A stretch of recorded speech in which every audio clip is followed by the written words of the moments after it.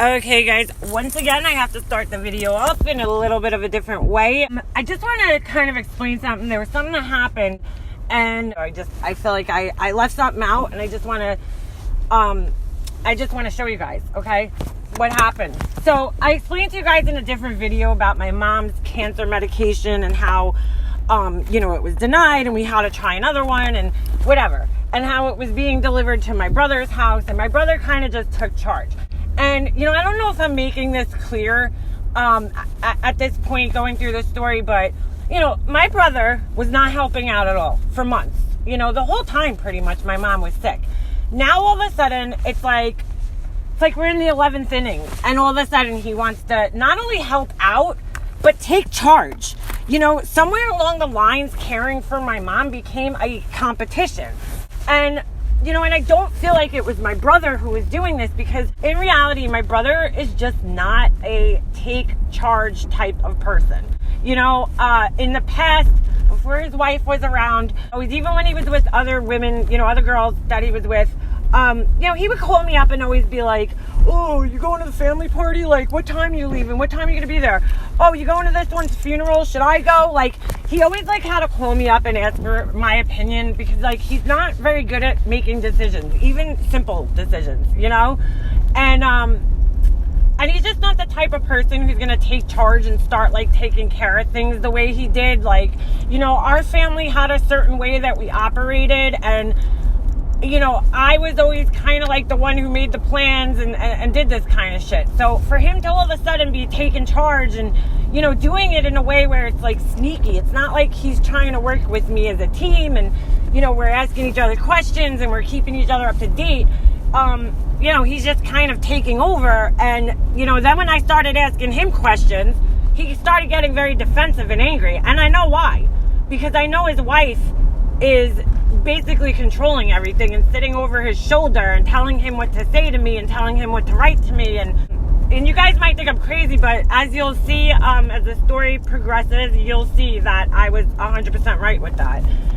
So I just want to read you guys these text messages, and let me just, explain that I just wanted to ask him questions about the cancer medication. So I'm just going to show you guys these texts real quick, and then we'll get into the video. So it's October 25th, okay, at 10:55 p.m. I texted him. I said, what's going on with the cancer meds tomorrow? Are they still being dropped off? I left and came back up. She's sleeping, but I'm so worried. So I figured I will worry here instead of at home. He never answered me that night. I know my brother's up late too, because he's always up late. He's a night owl. We both are. So he writes back to me the next morning now. It's October 26th, okay? He writes, they should be delivered today. She has to do the consultation with the pharmacist. They were supposed to call at 10 today. But we have to let her doctor in the hospital know that she has this medication now. They have to decide how to work it into her current treatment. So I wrote, what time are they getting dropped off? He wrote, I don't know. I don't have a tracking number. I wrote, who's sending them? FedEx, UPS, God? It was a joke. I said, are you communicating with these people? Who's communicating with them? And he writes back to me, Leanna, calm down. And I'm like, why are you telling me to calm down? I'm just asking questions. Who said I was not calm? I don't understand. I wrote that to him. I said, I'm just asking questions. I'm as calm as a cucumber. He writes, they were expecting to ship them yesterday. They had to order them, and they have to do a consult with them. I thought I already explained this. I'm communicating with them. So I was like, who's they? No one explained anything. I just heard they were coming. That's all I knew. He says, she can't just start taking them as soon as she gets them anyway. I called the pharmacy. I have it under control. Again, being defensive and nasty to me. So I said, Steven, I don't know that. I have to talk to her doctors. He says, so tell them we're expecting them this week and tell them what she'll be taking. We don't actually have to have them in our possession. So I said, you still didn't answer me. Who is sending them and who you're communicating with? And I wrote "your" in the quotations because I personally do not feel my brother was the one communicating with these people. I think she was. So he writes, her pharmacy. Briove. They sent, it's a mail pharmacy. He says her pharmacy is mailing them. That's who I'm communicating with. That's who's calling her for the consult. It's the pharmacy that she always uses for her other special order medication. It's nothing new. First of all, she doesn't have any other special order medication. All she got from that pharmacy was her cyclosporin. That was the only thing. Everything else got picked up elsewhere. He doesn't even know what the fuck he's talking about. It's nothing new, he says.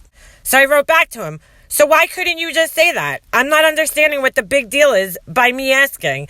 And so what company is delivering them? I was very confused about this. I thought they were coming from some type of special pharmacy, and the pharmacy itself was delivering them. Nobody explained it to me. That's why I'm asking the questions.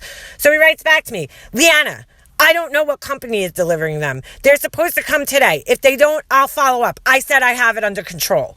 I said, okay, I'm just asking. I have the right to know. I get that you have it under control. Thumbs up emoji, okay emoji. I just like to know what's going on. I mean, he was just being a total fucking asshole about this for no reason. There was no reason for him to be nasty or defensive. I'm just asking questions. Like, I don't understand why he was getting so angry with me. So with that said, let's get into the video because I'm going to start talking about, the cancer medication and when it got delivered and how that all went. And so let's get into it. Okay, so in my last video, I told you guys how my shady piece of shit uncle was sneaky whispering with my brother and Satan in the hallway up at the hospital. Okay, and this is like the serious, guys, like this is the turning point, okay? This is where shit just went south. So my brother gets the cancer medication, right? And he's supposed to come up to the hospital. Him and fucking Satan don't end up showing up at the hospital until 8 o'clock that night. There's no doctors around. Why would you show up at 8 o'clock at night with this? We have to give it to a doctor. Why couldn't my brother bring it, like, by himself? Like, why does she have to come every time he comes to the hospital? So now we have to wait another day on top of the 2 months we already waited for my mom to even get any kind of treatment for her cancer.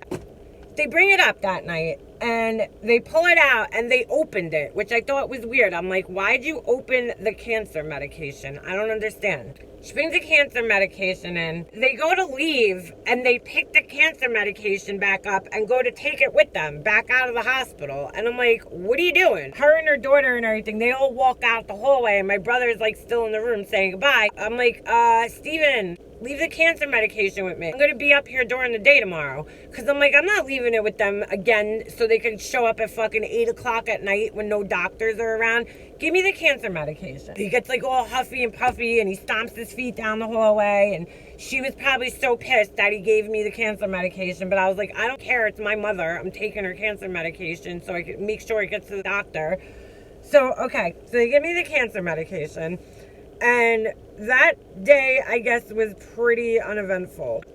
My brother was in the safe again. I don't know if I mentioned this. And I had confronted him about it in text messages. I was like, dude, were you at the house? And he's like, no, he lied. I knew he was there. I knew he was at the safe. I forget exactly how I knew that time, but I figured it out and we knew he was in the safe again. And I'm like, why do you keep going in the safe? I don't understand. So that was what day was that? That was the 26th, okay? The next day, I told him I would bring the cancer meds up to the hospital, but I ended up oversleeping. And so I texted him in the morning to talk about it, and this is what happened. So I ended up oversleeping that day. In fact, I skipped. My son had a Halloween thing at school, a Halloween party. It was like his first one ever, and I was just so exhausted. We slept through my alarm and we missed his party. I was just exhausted, dude. I hadn't slept. Well, this motherfucker was home in his nice cozy bed and going out to the bar and getting shit-faced. I was fucking not sleeping. Okay, so this is now the October 27th in the morning at 9:56. I said, I'm heading up soon. I didn't even bring Jesse to school. Mommy is like, don't bring him. He's going to be scared, but I have no choice. I have to go up there. She told me her breathing is really bad and she's going to scare him. My brother writes back to me, come drop the medication off to me at my job and I'll go up there. I could take as much time as I need. So I said, Steven, this is so scary. Where's your job? He gives me the address to his job. His job's right around the corner from the hospital, literally. Like, it's like less than 2 miles away. Now, here's the part where I try to reach out and get some emotion from the real Steven that I grew up with. And this is what I get back. Just listen to this. I said, I was so tired this morning. I was crying all night. I didn't feel good when I left last night. Mommy looks so scary. I just want to be able to talk to her, and she can't. It's just reminding me of how Daddy was. And this is what he writes back to me. Just take it one step at a time. She's on a lot of pain medication. Way to comfort me. I said, I know, but she's breathing real bad. It's scaring me. She was having panic episodes yesterday when everyone was there. I could see she was getting panicked. She kept telling me not to leave her last night. This is what he responds to that. Okay, let me know when you get here and I'll come outside. I just tell this motherfucker that she couldn't breathe and she's having these bad panic episodes and I was scared, and this is how he responds to me. Okay, let me know when you get here and I'll come outside. I'm calling now to have them page the attending physician. Nothing about my mom being scared, upset, nothing. And that's not the brother I know. Because the brother I know, he'd be shitting his pants right alongside me. It's like a cold fucking robot. So I said, ask them for the number of the attending physician. I want to ask why her breathing is so bad. Then all of a sudden I was sitting there and I'm thinking, if I'm going to drive to his job, I might as well just drive up to the hospital. Like it didn't even make sense. And I'm like, I'm going to go up to the hospital anyway. She told me not to bring my son up that day, but I was like, I don't give a fuck. I'm going up there. I was like, I can't just sit here. I'm not going to just sit home. I'm so worried about her. I have to go up there. So I text him back and I go, you want to just meet me up at the hospital at 12? I said, Steven, I have to go there. I don't want her to be alone when she's that scared. No answer from him, right? That was at 10:30. I don't hear from him for another hour and a half. Are you coming here with the medication? After I just wrote, do you want to meet me at the hospital at 12? I wrote, yes, meet me up there. I'm going to hang around. He goes, meet you where? I said, he goes, I thought you were dropping the medication off at my job. Did you not see my last text message? I said, I'm running late. Just go there. What's the difference? He says, okay, because I'm trying to plan with my lunch break. And you said last night you'd be up there at 7 a.m., which is why I gave the medication to you instead of just taking it with me myself at lunch. I said, I never said 7 a.m., but okay. Don't know where you got that from. I just told him I'll be there early. I didn't say 7 a.m. I said, I texted you last night. You decided to wait until today to answer. Just meet me up there and stop giving me a hard time. I'm leaving now. I think he tried calling me and I didn't answer because I was like, I'm not fighting with him on the phone. So I said, I'm leaving now, up at the hospital. Sorry, I'm trying to do a million things. I'm chasing a 3-year-old around trying to get him dressed. You there? He writes, I'm parking now. I said, okay, I'll be there in 2 minutes. Road. Sorry, I'm in the garage. I said, well, I think everyone is aware now. That's why I wrote the message to all the aunts and uncles. I got the sense people weren't understanding, and then I found out why. Okay, so I wasn't supposed to send that to him. That was a text that I accidentally meant to send to somebody else, but I sent to him because I was starting to get the sense that my family was not understanding how bad my mom's condition was, because nobody was concerned. Nobody seemed concerned. Nobody was calling her. My cousin Nico called me and we started talking about things. Now, mind you, I haven't really talked to her that much in the last couple of months because my mom was sick and I was kind of just staying away from everybody in my family. So her and I get to talking and she asked me how my mom's doing. She had just talked to her mom. I usually kept everybody informed, and last time it just went, disastrous. So I was like, I'm not doing it anymore. I'm not fighting with these people anymore. You know what? Let them get their information from my brother. Well, I come to find out, Satan was telling everybody, oh, she's doing fine. She's gotten better. She's doing great. So that's why nobody was coming to see my mom. This bitch purposely was misleading her family and telling them that she was doing fine when she wasn't. She was telling people that my mom was getting better, and she wasn't. She was getting worse. So I decided, finally, to write a message to all my mom's siblings to let them know, hey, she's in pretty bad condition. I don't know what you guys are hearing, but she ain't doing too good. So I think you guys should come up and see her. So I accidentally texted my brother with the text I was sending to somebody else. I said, well, I think everyone is aware now. That's why I wrote that message to all the aunts and uncles. I got the sense people weren't understanding, and then I found out why. So he writes back to me, aware of what? And I answer him thinking I'm talking to whoever it was I'm writing this to. I said, aware of how bad my mom was.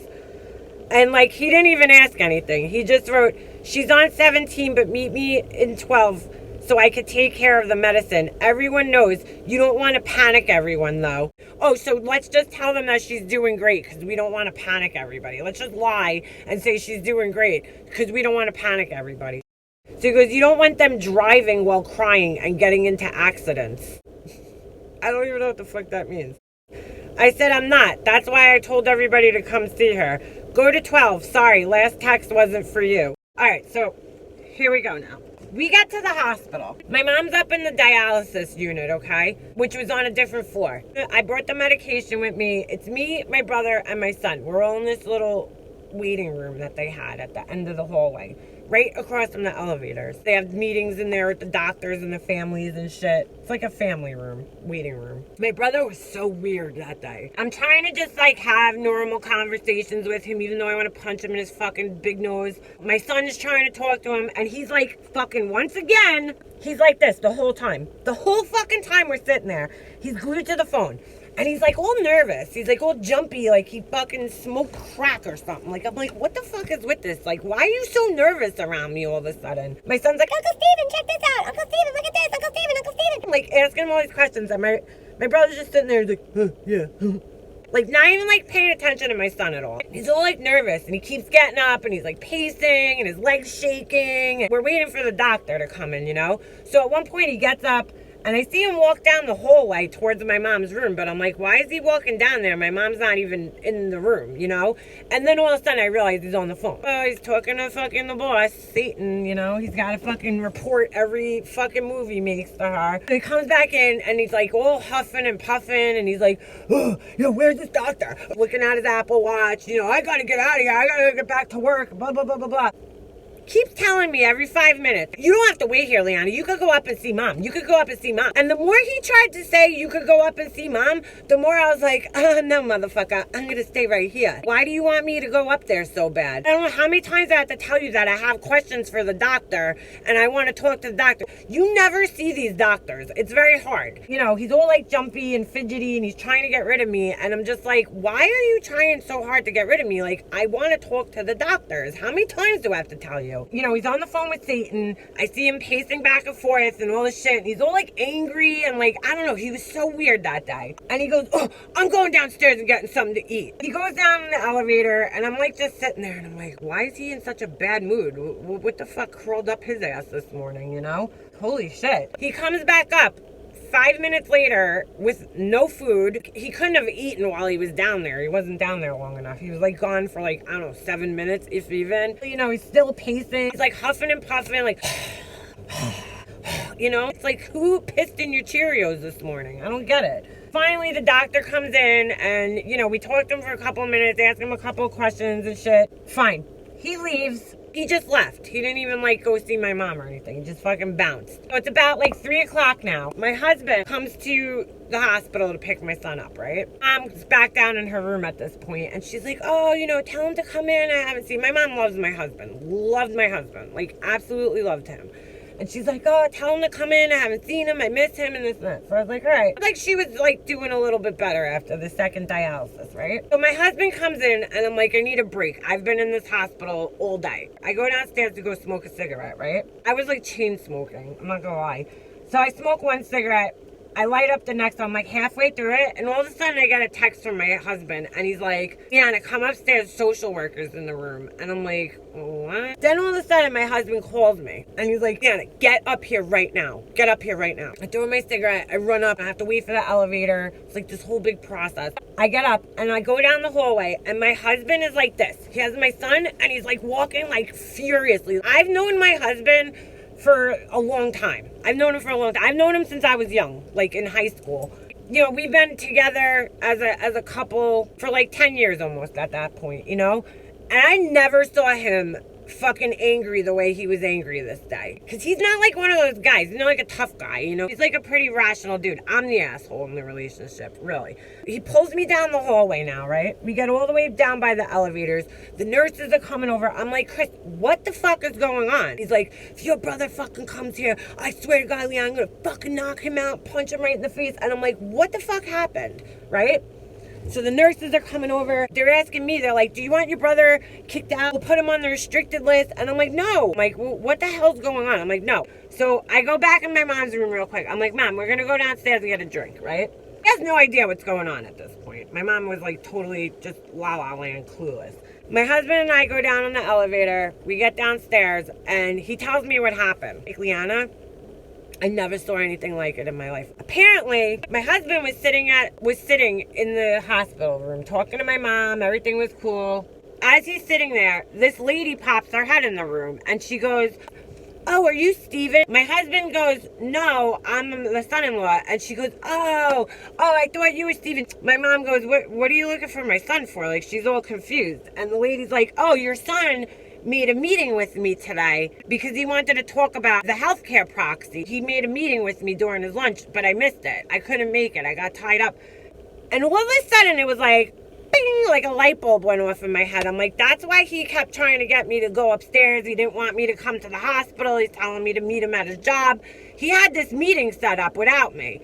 So my mom's like, a meeting? She's like, what the fuck kind of meeting? What are you talking about? And she's like, I don't know. He had questions about the healthcare proxy and whatever. And my mom's like, what the fuck with this healthcare proxy? He didn't tell me about any meeting, you know? Social worker leaves. My mom calls my brother up right in front of my husband. My husband's sitting there, right? She's like, you know, Steven, what's going on? Why were you meeting with the social worker today about the healthcare proxy? Right away, my brother starts screaming. My husband says, Liana, he's like, your brother started screaming at her. I could hear him through the phone. He started laying the guilt trip on your mom, accusing her of like trying to leave him off the will and all this shit. And my mom's crying, Steven, I would never do that to you. And he goes, Liana, I never see anything like it in my life. Your mom went into a full-blown panic attack. She couldn't breathe. She was gasping for air. She's banging the bed and kicking her heels on the bed. He's like, I never seen anybody go through anything like that. She went like full-blown panic attack. He's like, and your brother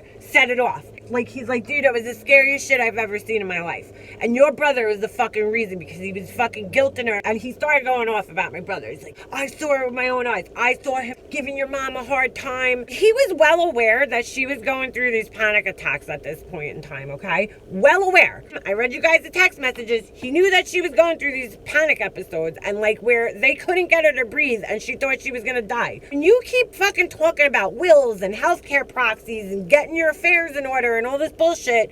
What do you think she's gonna think? I lost my shit at this point in time. Just leave her alone. I text him.